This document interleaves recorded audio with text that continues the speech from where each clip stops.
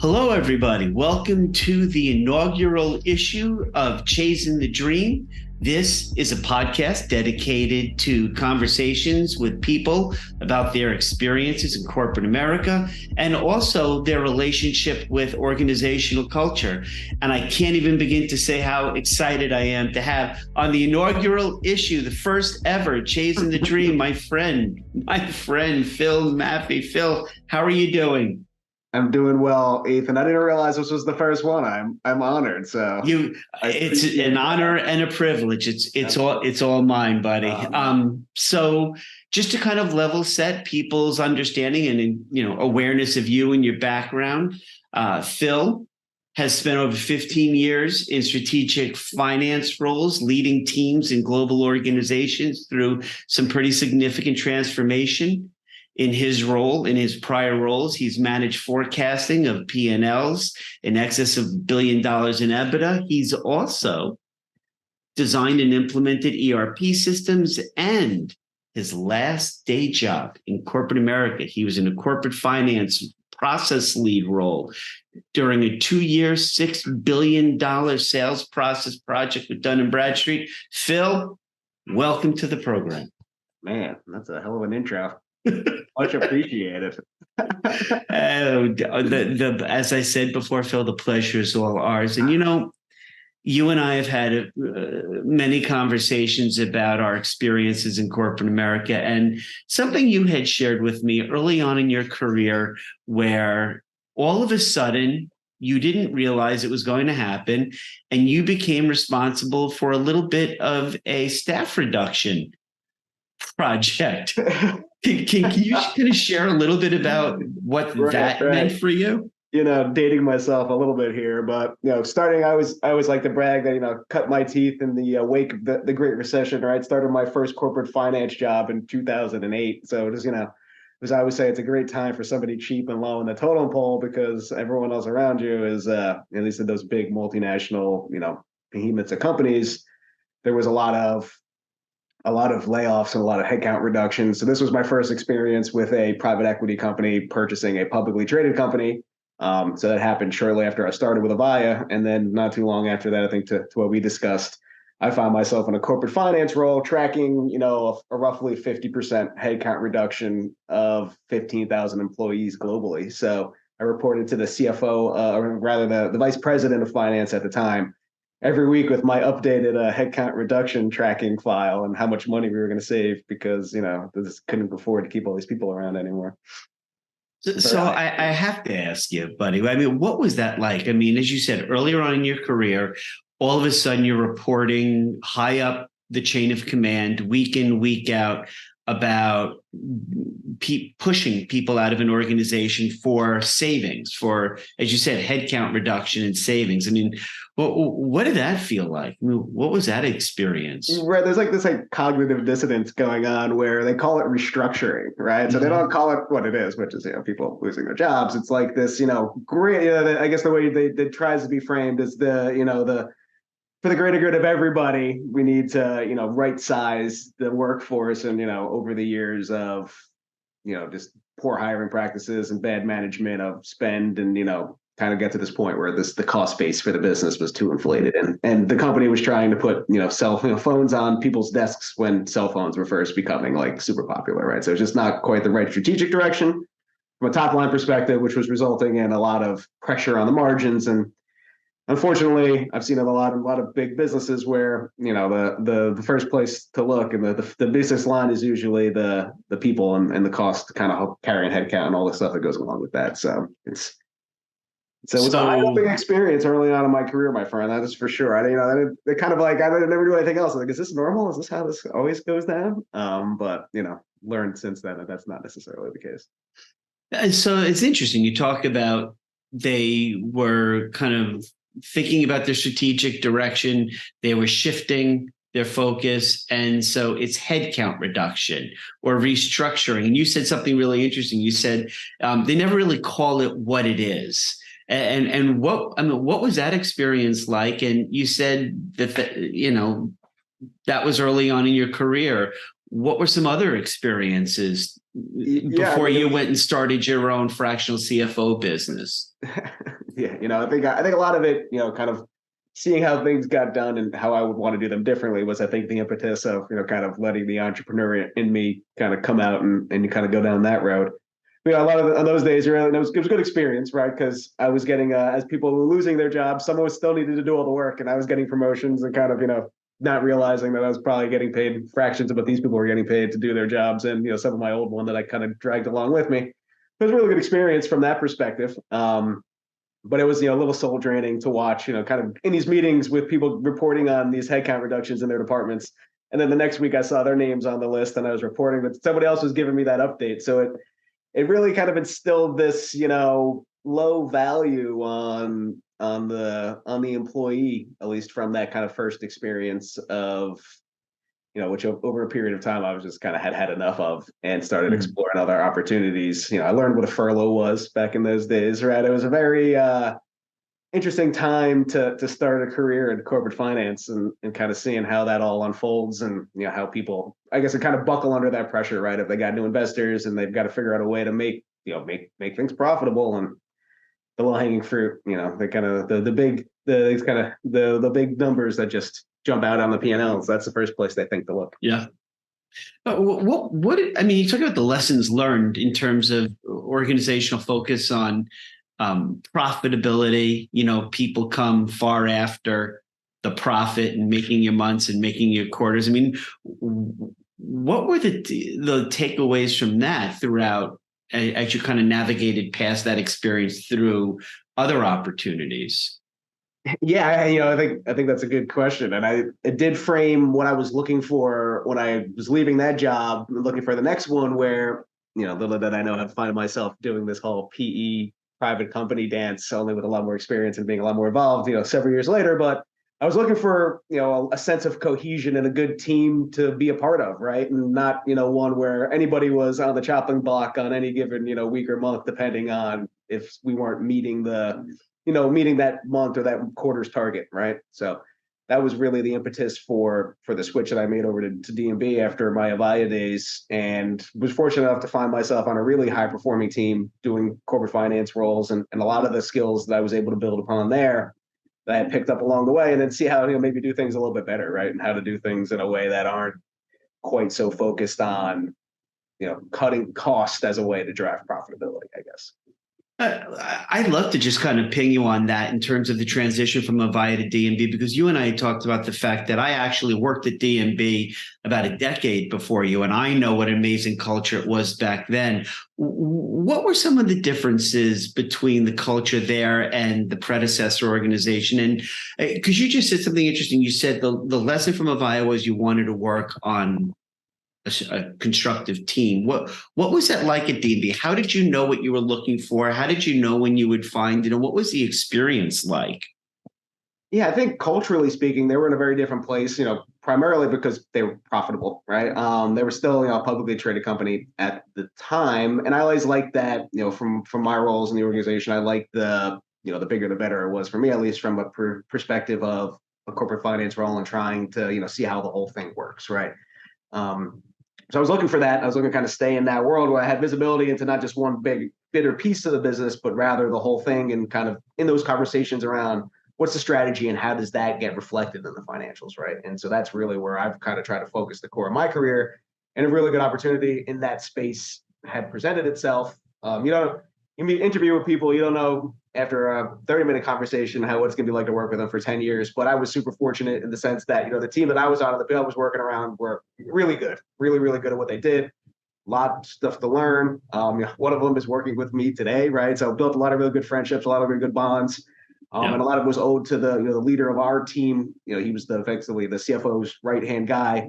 But he did a really good job of, holding people's feet to the fire, but at the same time, giving them a lot of really good learning opportunities and, creating that sense of team cohesion, right? So a lot of just, whether it's, we would know how many times he and I just had a beer and a burger and went back to work some nights when we had to work late, right? It was like the little things like that I kind of remember about, wanting to go above and beyond because you felt like you were a part of something that was a little bit bigger. versus, I think it's a matter of being appreciated, right? Where I think in my first life, things felt a little unappreciated, a little bit, kind of just dispensable. Whereas, in this new place I had found myself, there was certainly a lot of opportunities to grow and to learn and to, be around people that I actually enjoyed being around. And I was in that mentality of workaholic culture in those days, right? So I was working the 50, 60, 70-hour week. So it was good to be around people that I liked and kind of be able to blow off some steam and that be a part of what we were doing. So that was big shift. I mean, it's interesting. You talk about this big picture changing culture from prior organization to the one you landed at, but you say a lot of things that really resonate with me. I mean, you talk about recognizing people going above and beyond and the opportunity to learn and grow. And you said a few times during that explanation, the sense of team. I mean, what were some of the specific things that they did there, or your boss specifically, that kind of encouraged that sense of in it together and teamwork, and also the rewarding and recognizing, which you've kind of said a few times when we've talked about it, was important to you at that point in your career? Yeah, I think, I think culturally, DMV did a good job, even at the highest levels of, kind of executive sponsorship around just a lot of different things, right? So, going to baseball games and team events and outings and having, different things going on at the corporate campus that we work at down in Short Hills. So there was a lot of it going on at the kind of cultural level from the company was really trying to drive. We at one point had a CEO who brought a marching band across. The fourth floor was where all the executives sit. So it was one of them had some party one day where there was literally a marching band kind of like marching around the fourth floor of the building. So there was that piece of it there, and then kind of on our individual team where there was 6 or 7, 8 of us at the core of this kind of financial operations department. It was similar type of stuff where a lot of offsites, and there's a lot of like friendly bonding stuff. The old boss used to have barbecues in his backyard all the time, and we'd go hang out with him and his wife and his cat, and like have a good time. And there was an element of we're going to work hard, but also like the recognition of like let's bag out here early on a Friday, go have lunch and then go home, or like okay, we worked hard last weekend, let's kind of balance that out however we can. There was a lot of high demanding stuff, right? And kind of maybe a little pressure that was maybe or maybe not needed to be there. But I kind of like to thrive in those type of environments. It's maybe not for everybody, but It suited the way that I like to operate, in the sense that there seemed to be a bigger picture goal that we were all working towards together. So Sach, my boss, he was the kind of guy that never asked you to do anything that he wasn't willing to do. Like he complained all the time. I said, "You guys left without me." Like he was in the office all the time. We were kind of like, we'd leave at 8 o'clock and he'd still be there working.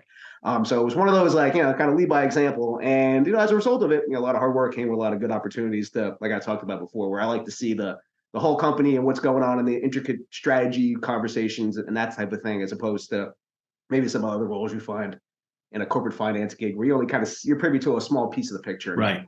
So.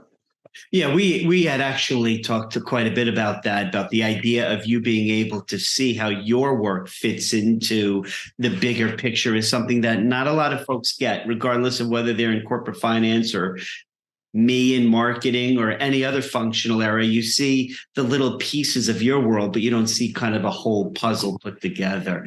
Right. One of the things I've always was amazed when we talked about your experience and your career and kind of the narrative arc of it, you've got all these great experiences and then you make a decision, I'm going to go out and on my own.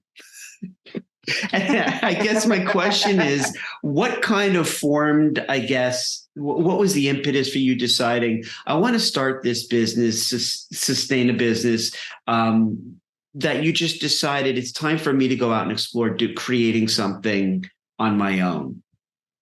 Yeah, so I kind of love as I've reflected on this, it seemed like good timing, and the kind of the universe unfolds as it should, and I'm a believer in that. And, as of kind of what you described earlier, we went through this big 2-year process, and then new ownership came in, right? So, as new ownership comes in, their private equity, like we discussed, same story. I see the same movie happening again that I saw the very beginning of my career, where all people I knew and worked with and that trusted me and I trusted them were gone. And then all new management had come in. So I was like, all right, there's a little bit of a changing of the guard. And this was right around the COVID time where I was driving an hour back and forth each way. And I was getting awfully comfortable, working from home and kind of, doing this thing a little bit. I was like, wait a second, my commute to my office here is a lot shorter than it is going to Short Hills from where I live.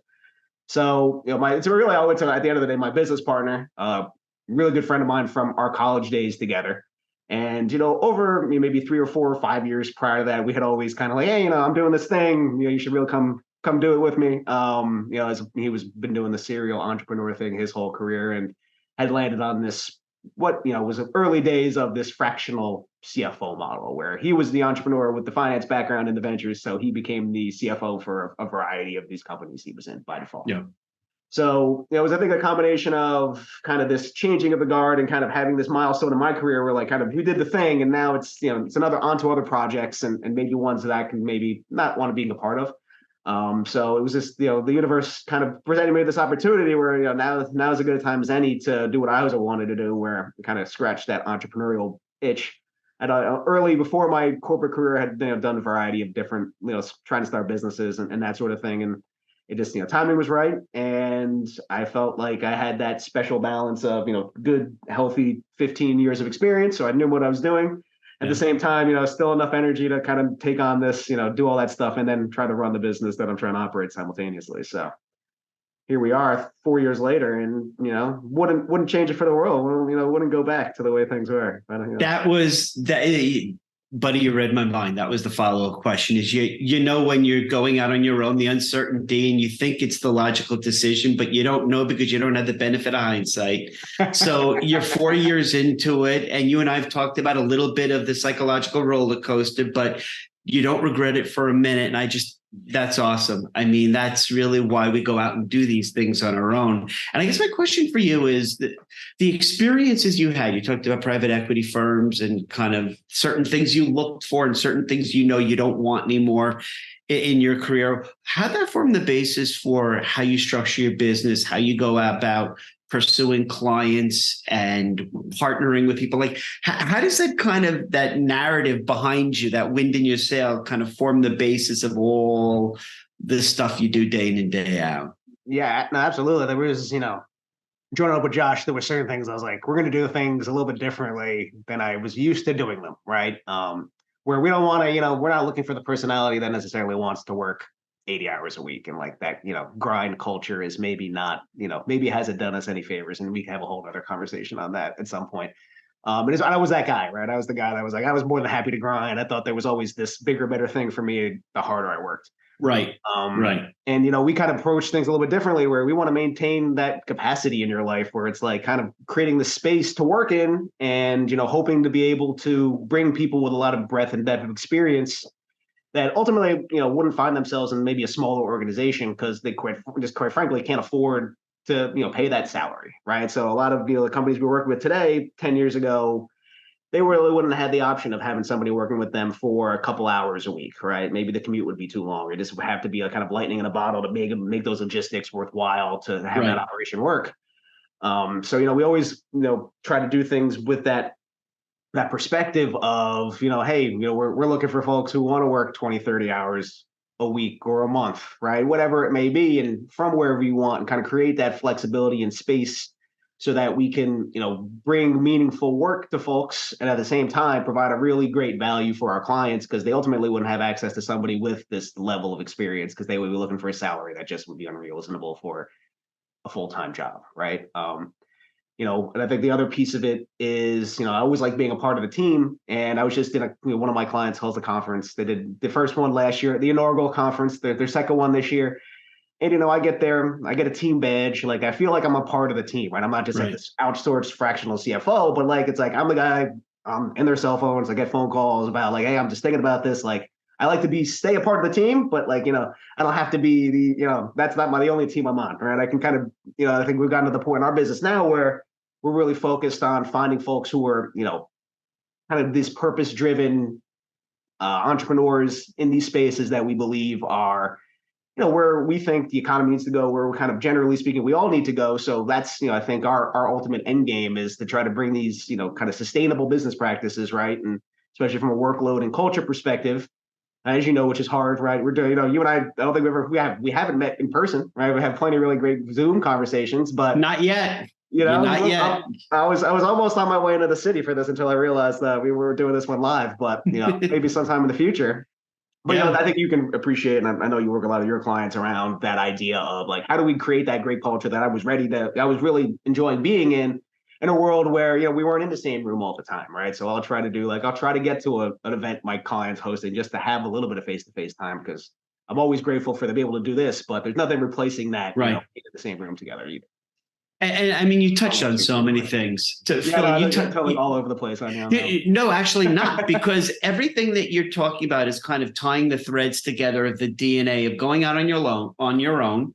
And you have a partner, Josh. I didn't have a partner when I launched this Chazin group 13 years ago, but there's a sense of loneliness. And so it's nice to be able to serve clients so that you're a part of the team. And my question is, COVID comes around and now everybody's working virtually, hybrid schedules post-COVID, but we're trying to build a culture and people are spread out. And in your business model and a fractional CFO model, you're providing a set of solutions in terms of matching people with your clients. So I guess my question for you is, team has always been important to you, strong relationships, I know I've learned is important to you. How do you kind of cultivate that? Or how do you make that a point of your company's value construct as maybe even a differentiator from what other people do? Yeah, for me, I love where these conversations go, because you kind of get to the core of like, what are we really doing this for? And I think it's to be able to create that, environment where it's a win for everybody, in the sense that, the client gets support. That's awesome, right? And the person providing that support feels appreciated, and they feel like they have the autonomy to be able to do that. Like, I'm not micromanaging anything, right? Like, and especially I'm in a comfort where we're growing our business to the point where I'm tapping people that I used to work with on the shoulder. So I know that they're more than capable. And it's just a matter of like, hey, is this work fulfilling for you, right?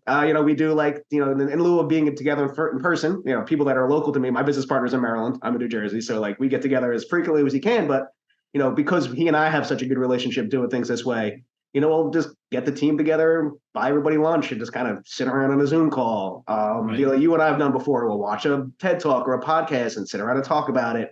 And, we're always really conscious of kind of talking about the things that are interesting to us, right? So, you and I have talked about this, the concept of stakeholder capitalism, and in some of these more novel ideas that, I think if they were a little more persuasive and a little more pervasive, and they are becoming that in the normal conversations in business, maybe the world I lived in at Avaya, where the first solution was chop 50% of your headcount, maybe there would have been other conversations had. Right.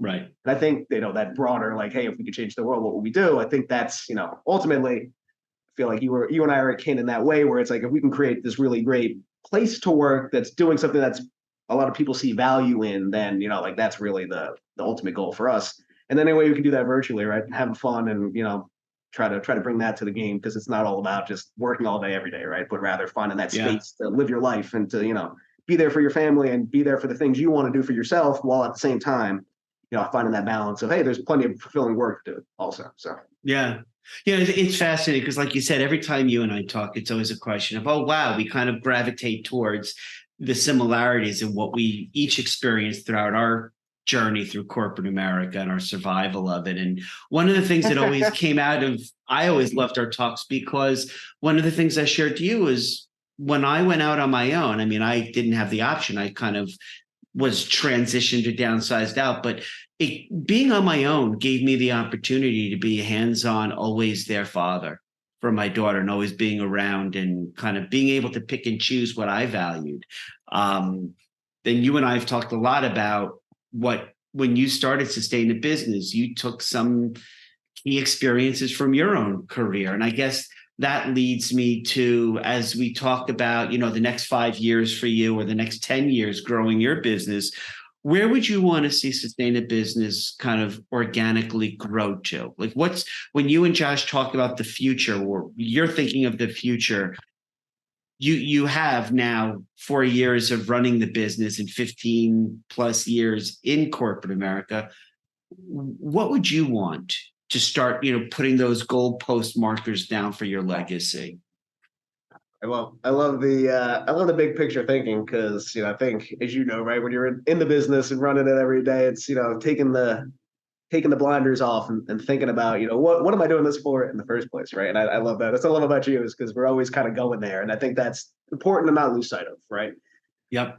So over the last year, we've been doing a little I mentioned to you, right? You're asking me for like send me a logo. I was like, well, we're doing a little soft rebrand. Yeah, yeah. We're taking some steps to try to really be conscious about how we build an image for our business and those things that we just discussed. Like, I want that to be what we're all about and how people they want to come work with us, knowing they're going to have that expectation of kind of that culture where we're trying to cultivate and we kind of just talked about. So I Yep. think that's probably paramount. Yeah, I foresee a lot of the folks that I used to work with, right? Friend of mine, she's pregnant right now. It's like, come work with me for 6 months while, you work a couple hours in the middle of the night if you wanted to, right? Like kind of providing to provide what I think is going to be really important, these, fractional business opportunities to people with really great depth and breadth of experience for whatever reason, don't want to be a part of that hustle culture anymore. I want to be able to kind of take as many clients because the way we structure our arrangements where it's like, hey, I know it's going to be X amount of work per month or whatever it may be. Um, and it's like, hey, I can sign up for, this is my capacity, right? And being really conscious of matching people's capacity that they want for whatever reason, right? I want to, be a better, you said, be a better father to my daughter, or I want to be able to do these other things that bring fulfillment to my life. And it's like, I think it's been culturally, historically, like, this is all you do. This is your job, right? Like, you're working for my company and like, that's your only thing. And for us, it's trying, how do we cultivate this kind of sense of fulfillment, whatever that may be. So I think that's probably the cornerstone of it. And over the last year, we've been doing a lot of work in terms of developing tools that we want to bring to our clients. So you touched on in your fantastic introduction the development of kind of accounting systems and tools, and how do we do this job that we call strategic finance more efficiently. Yeah. So we're really excited to roll out a new tool we've just signed up to kind of bring to our clients that allows us to do that. So put a lot of investment in how do we run this business the way we want to, kind of, to meet up with those expectations. There's a level of efficiency and tools that we need to kind of provide our team with to be able to do that and kind of be efficient in the time that they are working, be able to kind of pass the ball and kind of not lose sight of things as they take, kind of the space and time between whatever those engagements may look like. So kind of short answer is really, cultivating that cultural element of things, bringing new people into the fold. We started that this year with our first CFO that isn't myself or Josh. And then, excited to roll out these tools and this new brand image going into the new year to really, bring in more clients in those spaces that we want to be in, with that big picture goal of, just change the world, right? Kind of have, be there to support companies that we know that are doing that, right? I think in our space that we, kind of provide that structure to play our role in the management of cash flow and making sure that our clients can keep their eyes on the prize, right? Embed ourselves as parts of the team. And at the end of the day, I always say is like, I'd rather, I want to be that trusted advisor. I want to be that person to pick up the call. If you got a question about, kind of some keep you up at night about your financials, like, I think that's the biggest value. And what I've heard that my clients have told me that I think I kind of take away as my biggest achievement, where it's like, I got a question and I don't sweat it. I just pick up the phone and ask you, right? It's something that's not my wheelhouse, right? It's like, instead of this causing all kinds of anxiety, I have someone that I can go to and I can just, I can get my download, I can get this off my chest and hear myself talk more than anything most of the time. But I think that's real. If we can get to that place where, we've got a bunch of folks in someone's ear, kind of giving them that good advice and being able to help guide them on their mission, I think we're doing all right, for a foreseeable future. Yeah, first of all, Phil, I just want to say thanks again for willing to come on Chazin-the-Dream and talk about your career and your experiences. And one of the things that struck me early on when you and I started cultivating a relationship, right? We haven't actually met in person yet. We're on opposite sides of the Hudson River. I'm on the good side in New York. You're on the other side in New Jersey, where I spent 20 years. But we've talked a lot about your kind of mission earlier in your career and then going out on your own with Josh, your partner, and the way you serve your clients. One thing that's always impressed me is the focus that you have on building relationships. And you and I both have talked about post-COVID, clients, partners, employees, they're all starved now for some meaningful humanistic interaction, whether it's virtual or in person. That's what that was one of the lasting kind of legacies we got. And I'm just really excited to continue our relationship. And so, hey, to help people, if they want to learn more about Phil Maffei and sustain a business, how would you suggest people follow up with you or learn more about you and your business? Yeah, I mean, you can go to the Sustain a Business website. It's the newly branded sneak peek at, if I'd always like to bring Ethan a new stuff for you, so you get to be the first one. SustainCFO.com is up and live, so you can go check us out there. check us out on LinkedIn. I'm always happy Yep. to connect. And like you said, I love to have a good conversation. You never know where it winds up. 3 or 4 years later, whatever it's been, you and I, doing podcasts together, right? Where it kind of started just as like, you got to talk to this guy, Ethan. He's a pretty cool dude. Even though he's a Cowboys Always. fan, he's all right. So, Always. it's like. So just what people said, sustain a business, sustain CFO. Also, there'll be a link to the website when you go down and look in the description below. And again, Phil, thanks for appearing on Chazin-the-Dream, a podcast dedicated to just talking about organizational culture. Thanks, Phil. Thanks, Take Ethan. care. Have a great one. You too. Bye-bye.